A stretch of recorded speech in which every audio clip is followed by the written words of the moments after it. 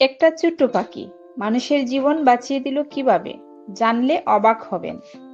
প্রিয় বন্ধুরা, আমি আজ তোমাদের একটি গল্প শোনাবো। গল্পের নাম পাখির ঋণ। একদিন এক কৃষক একটি আহত ছোট পাখিকে বাঁচায়। সে পাখিটিকে গড়ে নিয়ে চিকিৎসা করে, খাবার দেয়।